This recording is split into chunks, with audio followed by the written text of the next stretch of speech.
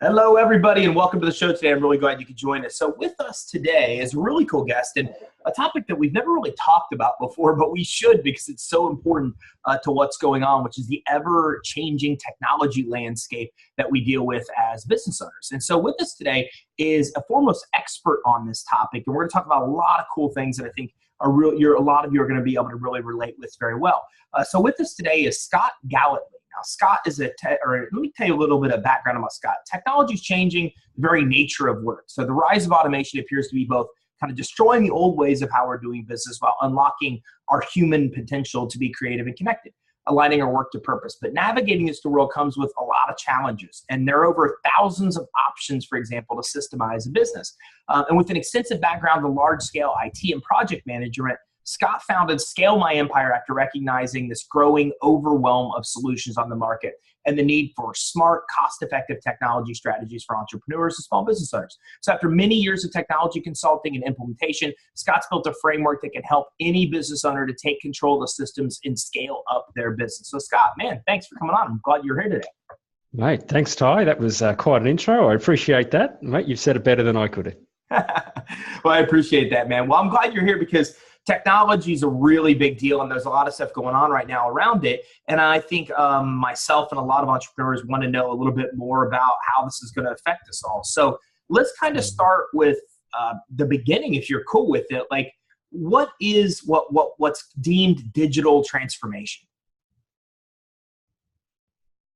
Yeah, it's a great question. And it means different things to different people. But ultimately, it's about looking at your business and how you can harness all the amazing, digital technology tools that are on the market today to actually take your customer experience, which might be more offline, and making it a mix of online and offline to reach a broader audience at scale, provide a better experience, whether it's mobile or web, how people want to interact with you, and also do it more cost effectively than traditional methods.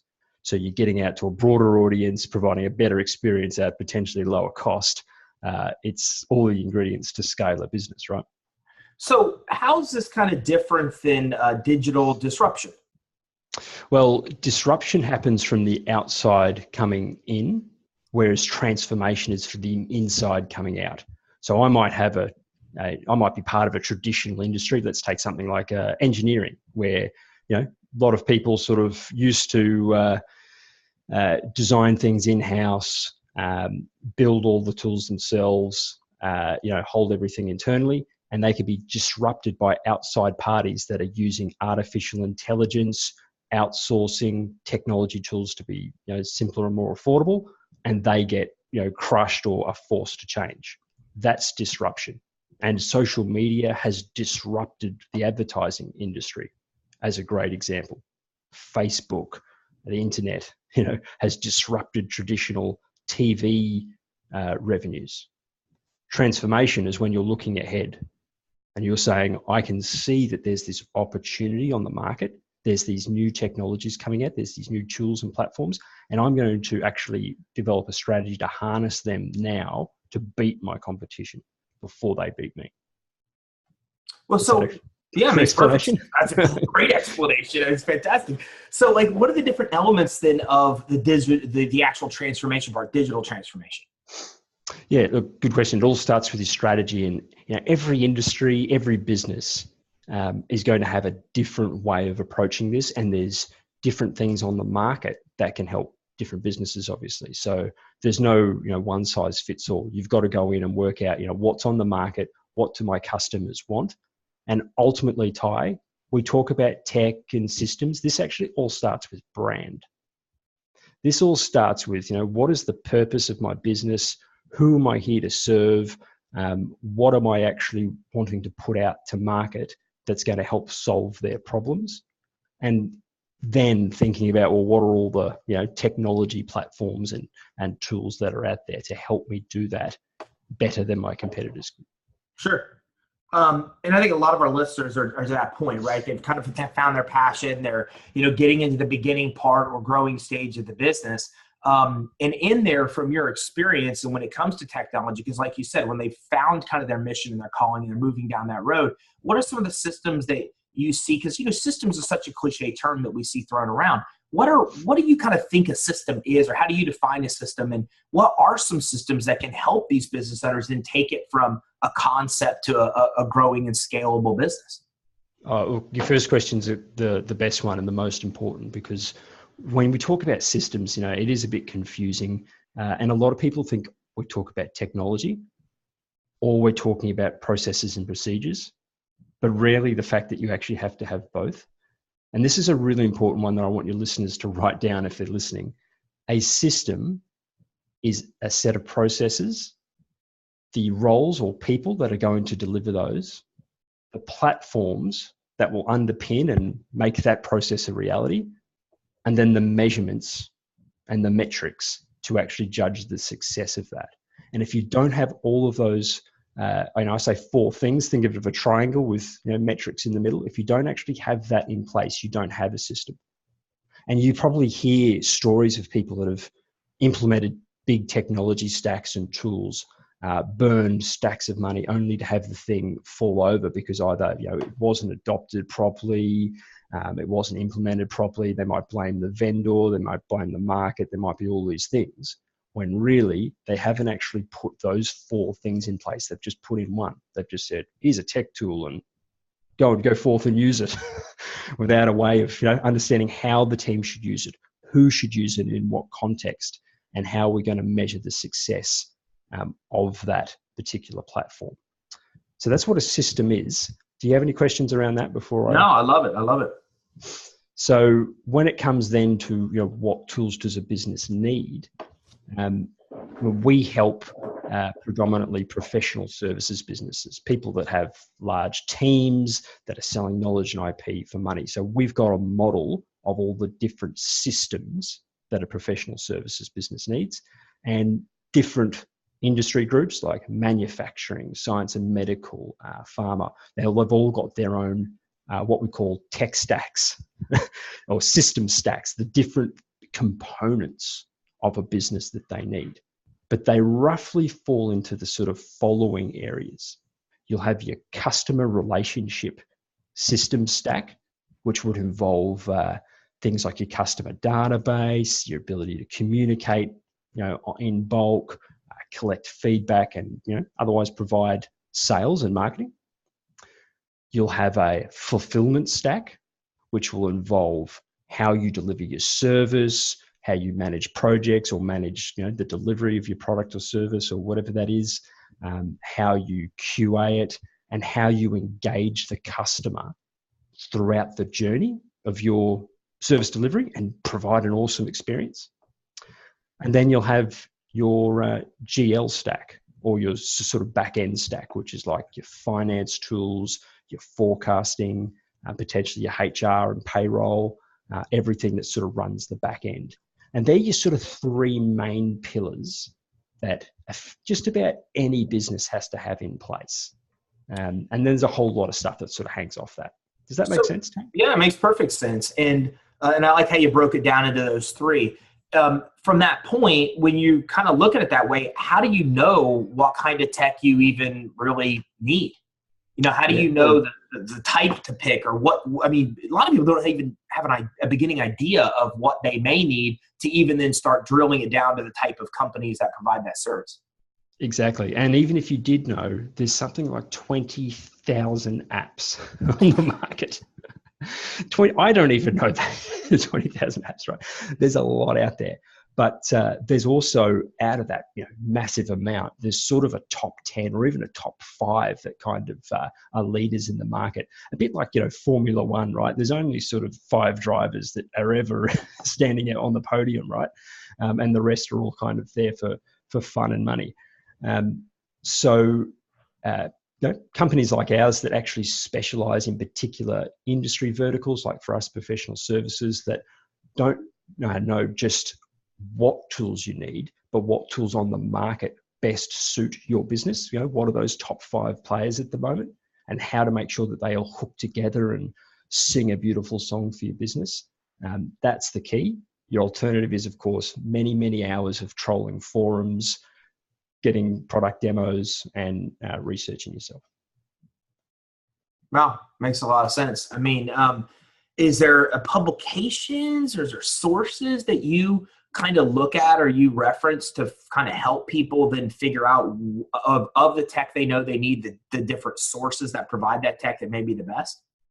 Yeah, so there isn't sort of like a government source or any sort of overarching authority on this matter. It's a very fragmented market. Like I said, there's 20,000 apps, but there are some people out there that are providing really good blog content that I would consider authoritative. It's the content that I read.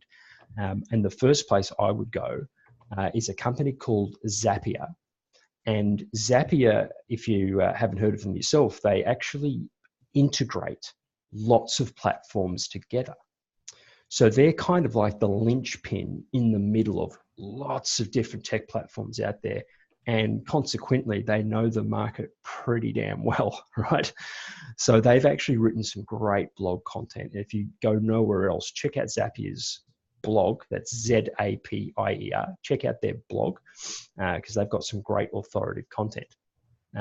And then, of course, outside of some of those big vendors, there are thought leaders, like myself. There's some other guys here in Australia that I could certainly reference, like Dave Jennings, that are constantly blogging and posting and sharing the latest on this sort of stuff. It's awesome. And what do you think about Scott, blockchain technology? You think that's going to be kind of disruptive or make a big impact with what we've got going on when it comes to the tech world with entrepreneurs? Yeah, absolutely. I think that one of those sort of core technologies to watch for is definitely blockchain. Now, in the context of you've got AR and VR, you've got AI, you've got like 3D printing, and you've got blockchain. I think they're sort of like the big four, in my view, that are going to completely change the game for so many businesses. And what makes blockchain really exciting is that it allows companies to collect data about whatever it is. And in fact, let's use a good example. Blockchain is quite hard to get people to get their heads around. So I'm going to give you an example to actually talk about this. Let's take car ownership. Car ownership is currently centralized in state, or somewhat decentralized, but state institutions will generally hold car ownership on a registry. And if somebody changes state, they've got to change, who owns or where that registered record is. Of course, it can be hacked. That institution could be hacked, and that information could be stolen. And of course, if a car is stolen and shipped to another state or sent overseas or something like that, it becomes very hard to define who the original owner was. Blockchain is what we call a decentralized network, in that the ownership record, if you like, is actually spread across the whole internet, so to speak. And everybody's got a little chunk of this growing ledger that's out there. And it's inhackable, if that's a word. I may have just invented that word. I like it. It's a good word. Let's maybe go unhackable.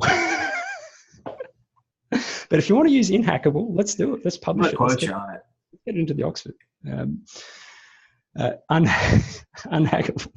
It can't be hacked because it's absolutely everywhere. Updating one person's system will not update the entire system around the world. You've got to have, authoritative access to that chain to make the update. So some great examples: car ownership, diamond ownership, money, which you're starting to see in things like Bitcoin and things like that.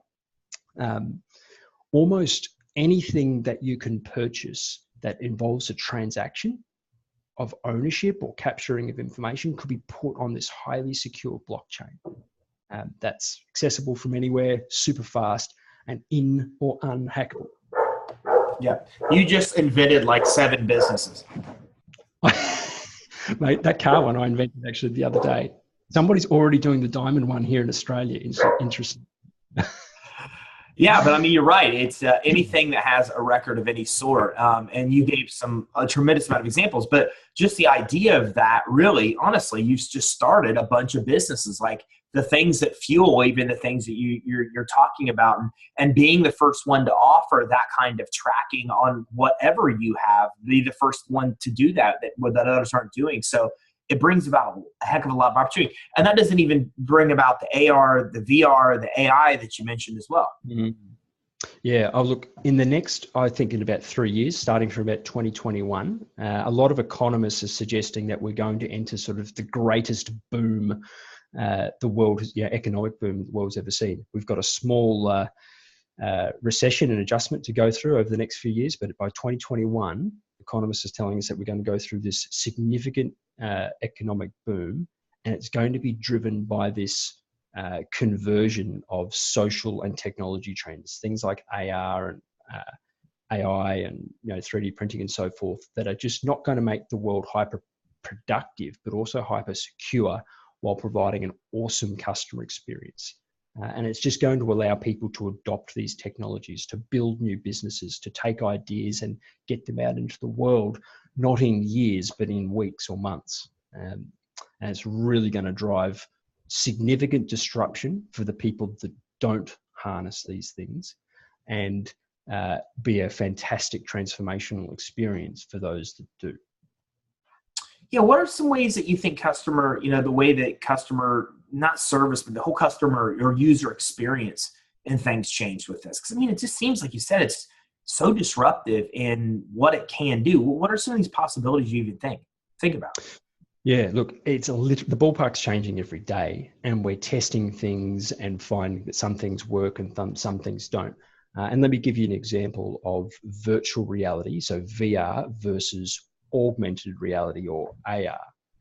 The spin over the last few years has been that VR, virtual reality, is the future. And that's being applied already to obviously video games, but also things like real estate. People being, you think of the situation where you might be getting a buyer's agent to buy an investment property on the other side of the country. Previously, you'd have to trust their judgment. Now you could stick on a pair of goggles and actually potentially see, that whole place and conduct a decision from anywhere. It's being used by corporates that used to have to fly people all around the world for meetings, could put on a VR headset and have a virtual face-to-face meeting with people, even better than we are in Zoom. But things like VR make people sick. And that is, we have not perfected the technology. It makes people sick and it makes people woozy. So it's actually not completely perforate our entire society yet, because it has some limitations. Whereas AR, where you sit on, a pair of glasses or whatever, and it puts a bit of an overlay over reality. So for instance, let's imagine Facebook integrated with a set of AR goggles, or what's the dating app where you've slided left or right? I don't know. I've been married for years. Do you know Tinder. The one I'm talking about? Tinder, that's the one. Yeah. Tinder, right? Imagine you had your glasses on and you had your Tinder app installed, and you walk through the club and you're checking it out, and you look at somebody and their little Tinder profile pops up. Oh yeah, they're available and they're interested in this, and this, and you just settle up with their favorite drink and I don't know, if it was me, a bowl of chips, and I'd be like, you're all mine. You got a pie with that? This is the sort of disruption. So you're seeing technologies that are out there, and some of them are pretty awesome, and we're trying them in the market and finding maybe they actually don't work, but there's sort of a middle ground that's part offline, part online. And there seem to be the technologies that work the best, where there's still some kind of human component to it. And I'm seeing that through everything, really, not just it's like that. What about automation? I mean, we talked a lot about where we're going. I mean, what are some things that you're seeing happening now that are making a big impact when it comes to just general automation? Automation is something that's impacting even people that are one-man bands now. the sort of tools are available, right? So let me give you some more down-to-earth examples instead of, space age goggles. Automation is helping small business owners and mid-tier businesses to automate elements of their sales process that were traditionally highly relationship, one-to-one basis. So you might have, it used to be that you had to hire a big sales team and they would be going out on the road and one-to-one selling, just making calls, trying to get onto people. If you mix automation with hardcore relationships, you can now send a message out, automated emails out to a really broad audience with a message, or post things out on automated out on social media, collect responses and automatically get people booked into calls using automation, then have that salesperson take over and use tools like Zoom and CRM software to host calls without having to get in the car and drive to the other side of the suburb to meet them. So this is vastly reducing their ability to get out to a broader audience, so scale, while reducing their cost of sale by not having to go and travel and burn a lot of time. And then they can leverage awesome little automations like Bonjoro, which is my favorite at the moment, that as soon as they sign up to your newsletter or download your trial, you could be walking the dog and it flashes up on your screen. You've got a new Bonjoro, click the record button and say, hey, thank you so much for downloading that trial or my lead magnet. I'm really looking forward to talking to you shortly. Cheers. Hangs up, sends them the video. They get a personalized message that took you 2 seconds to record and go, holy hell, I'm booking a call. Conversion rate through the roof. Yeah, this that's is awesome. Available to small businesses right now for pennies a month. Yeah, and we use Bonjoro too. We use that for every new client coming in. I love it. It's an awesome service. What other ones do you think that you're getting exposed to now, or your clients are, that you think are pretty cool that are working out well? Chatbots are probably the area that I'm starting to see more frequently and being adopted at all levels of business now. So they used to be high corporate, and people were telling me, yeah, these chatbots are going to be in corporate enterprise for, eventually they'll trickle down to us. They're available right now. What was the one I was playing with the other day? Geez, give me one moment, Ty, because this one's cool. And I want your audience to actually check this one out. It's a fantastic tool that it's just like you're conversing with a human, and the way of building it, there's no code. It's just drag and drop, build a chatbot, super easy. We can put it in the show notes. Yeah, there's a lot of them out there. I know ManyChat's a good one. Yeah, NattyChat, landbot.io is the one that I'm thinking of. You build, instead of a landing page that people have to read and see if it connects with them. I mean, think of a traditional sales process. I want something, you Google it, you find a landing page, you go, you read the content, maybe you download a lead magnet. Is it right for me? Do you have time to be doing that? Now, instead, maybe you Google something, you land on a page, a little bot goes, hi, how you doing? Let's get to know each other. Instant engagement. You're staying on the site, you're starting to build a connection straight away. You put in your details and they say, now great, out of these three options, which interests you the most? Boom, now it's highly relevant content. What they're going to show up on screen is only relevant to you. You click on that and they start asking some questions, and at the end of it, they could even send you a report, a diagnostic that helps you solve your problem, provides instant value and a next step to go and book a call or involve the humans. As long as we don't give these AIs the keys to the nukes, this is going to work really well for us, Ty. I'm sure. Yeah. Yeah, and I think it's easier if we tell people that that's what it is, that it's a bot they're engaging with. We don't try to be deceptive. I think that makes a big difference, because there's still people that are not comfortable with a bot, or et cetera, but saying differentiation. And what other some other cool ones? Because I think you've covered some awesome ones that I think everybody should be using, and these are things that are unique and different. What are some of the cool ones that you say? Oh, let's see. I think there's two that really I'm playing with a lot. One is called otter.ai. That's otter like the animal, the otter. And it is a AI transcription service, which live transcribes your calls instantly. So like literally I could be hitting the record button on it right now. I've got it on my phone. So if I was running this Zoom call on my phone, I get a little auto message come up saying your call's about to start, hit record. It listens to this entire conversation, live transcribes it with my name, and then I just plug in your name and it goes, yep, okay, this is him. You can make a few adjustments and then share it. No sending it to a transcription service and waiting days. It's totally live on the spot. You could be posting show notes nearly instantaneously.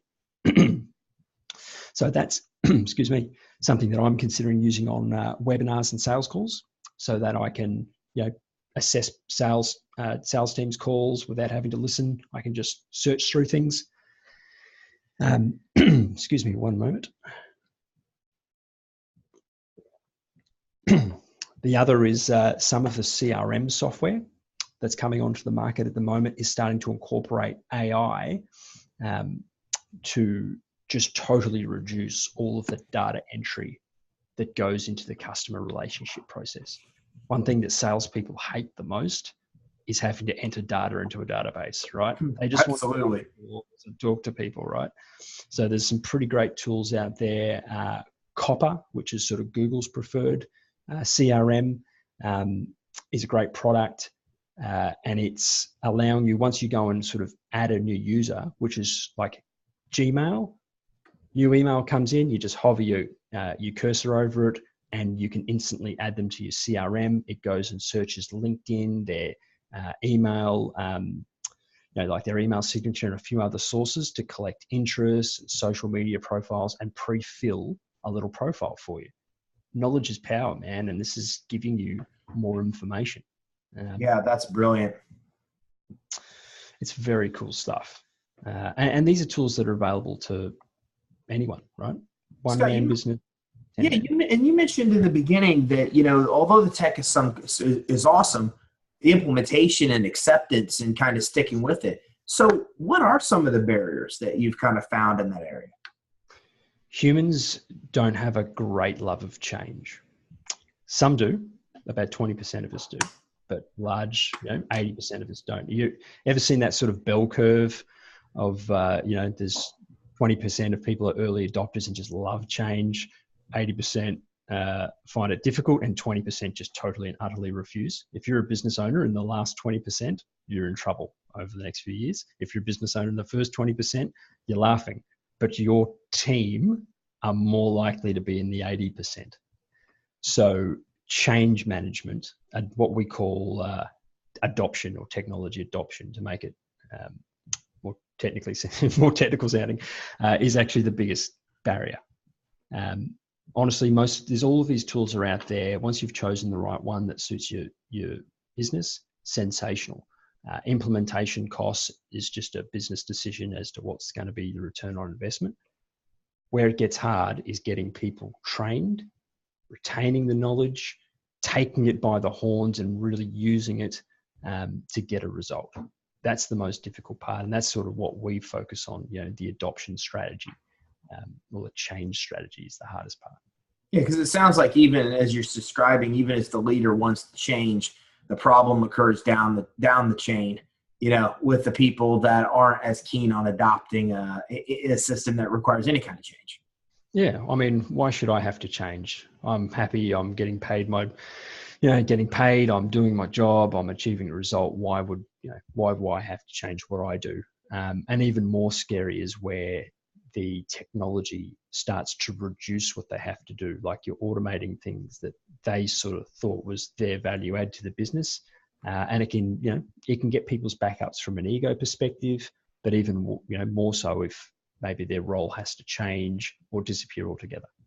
How have you found the best way to kind of overcome some of those barriers? Is it just a change of their perception? It all starts with brand. And again, it starts with aligning the business culturally to a higher purpose and having everybody drive that, driving a customer experience that achieves that purpose. If people traditionally, if your team is inward looking and they're in it for themselves, that style of thinking is going to phase out purely on the basis that a lot of those roles are going to be replaced. You're thinking about how to provide an incredible customer experience, and the team in some cases need to be thinking about how they, what are their skills and how can they best serve that purpose. Not for necessary economic gain, but for the change they want to create in the world.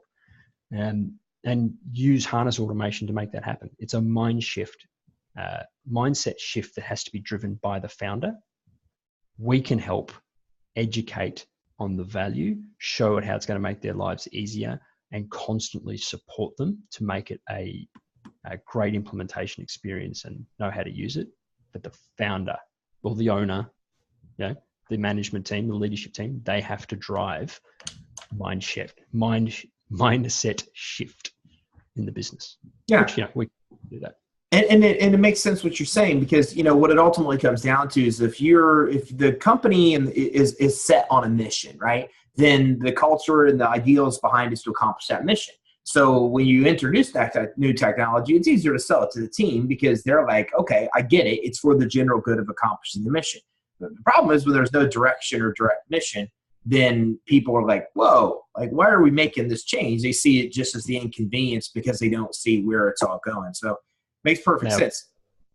Yeah, look, you nailed it. Businesses that are based purely on economic gain for the owner or the founder will not survive the amount of change that's coming, because unless your team is aligned to making you fat and rich, they don't really have any reason to adapt the change or adopt the change. So let's say you're there and you're a founder that's on the right path. Well, what are some of the basics of systemizing a business that you think that they just get started with? If they're interested in this, they go, man, I want to start getting down the right road here. Yeah, look, it sort of depends on the stage of business. So let me sort of take you on a bit of a journey, if you like. If you're sort of starting out, maybe you're a one-person business or a small number of people, and you want to start systemizing the business to make a cost or better experience, or maybe just get off the tools. Maybe you're the founder and you want to kind of just get off the tools a bit and engage other people to deliver for you. That's usually where it sort of starts. And generally speaking, you'll systemize first. And I want everyone who's listening now to write this down. The first thing you'll systemize is all of the back-end admin stuff that takes time, right? And you'll systemize that and get an assistant, maybe a virtual assistant or a junior team member, to take on that admin stuff, invoicing, research and spreadsheets and that kind of thing. Once you've got that in play, you've got to make a decision as a founder where your strength lies. Should you be on sales? Should you be on marketing? Are you better off in customer delivery and having somebody else do sales? Where is that strength? And systemize the other areas. So for instance, most founders will probably stay on sales. So they should systemize the delivery, write the procedures, put in the platform, work out who's best to do it and how they're going to measure it, and then do that for their project management or service delivery. Think back to what I said before, those 4 pillars. You've got to write the steps, the procedures, what they want to do, who is going to do it, what skills and experience that person needs to do the process, the platform, what technology tool are you going to use, what brand of hammer are you going to use to do the process, and then how we're going to measure it. If it's project management, you might be measuring it on job margin, percentage of jobs on budget, staff utilization. There's a whole lot of different metrics, but that you would go forth and do that. And the key here, Ty, is that these things don't just happen once. Systemization is a journey, an iterative cyclical journey that constantly changes as your business grows. As your customer experience improves, as new platforms become available, as new ways of thinking go out there, and as you mature as a business, you're going to constantly systemize and re-systemize elements of your business as you scale up. Does that make sense, Ty? I think it's brilliant, man. It really is. And I don't think that a lot of people watching or listening may really get it. But as I sit here and think about it, it really is, because it really is what it's all about. And if you could just learn those fundamentals, then your ability to grow a really successful business is so much easier just by figuring out where you're going and finding out the tech is going to get you in there and putting in the system in place. But most importantly, as you hit on, putting in metrics or measuring to make sure that what you're trying to accomplish, you're accomplishing. And I almost would assure you that in failure in business, it's in almost one of those 4 areas. Even if you take it out of it, the tech part out of it, like it's just in general, right? Yeah, you're exactly right. It'll fall down because they've only put in the process, not a platform or a person, or they've put in a platform without any processes. Quite often they get the process and the platform down. They think I'm there, I'm great, but then they have no way of assessing or measuring whether it was a success. They have no visibility. The business feels like a black box because they've moved off. They've systemized something. They've moved up the chain. Right now they're selling and they're marketing and they're doing business development, feeling pretty good about themselves. Is the company delivering? I have no idea. Well, Scott, look, I've enjoyed having you on today, man. This has been it's been powerful. We've talked about new tech that's coming up and stuff that's going on now, and how to solve some of the biggest problems with bringing tech into the organization that I think that you've seen. But I've seen your guys' website, what you guys do, looked at your services. You guys do some pretty cool stuff. So people that are interested in hearing more about what you guys do, or in general tapping more into this knowledge base that's kind of in your head and in your organization, what's the next step? What can they do?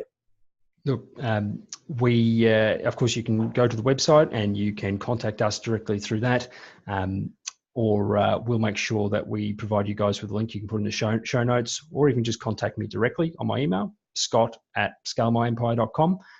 And me and the guys will help you, start the journey. Awesome. Love it. And, I'm going to put a lot of the places we talked about, a bunch of cool stuff, just so everybody knows. I'm going to put a lot of this on the show notes page so it's available for you. And make sure that you go take a next step. Like I said, check out scalemyempire.com, because at scalemyempire.com, I found a lot of really cool stuff. And I mean, like very detailed, really cool things that I think that everybody could learn. So make sure you do that. And then there's a lot of things you could do there to interact with Scott. Is there a guide or something they can grab there when they're there as well? There is a guide to digital transformation, which actually explains a lot about, disruption versus transformation. It's a guide available on the homepage. You can sign up for that and then get in touch with us to talk further. All right, so make sure you grab that at scalemyempire.com. Guys, that's one of many resources there I think you're going to enjoy. Look, like he said, you're one of the 3%. You're either an early adopter, in the middle, or in the end. And nowadays, in the end, as fast as technology is changing, like, you're out. So I think you should kind of get in with the thought leaders here like Scott that are going to tap you into that knowledge and tell you what's going on and help you get to where you need to be and keep up with forever growing technology landscape. Scott, thanks for having us on. Thanks for coming on today. Thanks, Ty. It was a pleasure, mate. Good talking to you. All right, so everybody. So make sure that you visit scalemyempire.com and make sure you check out the show resources page, where we'll have a lot of the links to the things we talked about today. Thanks, everybody. Have a great day.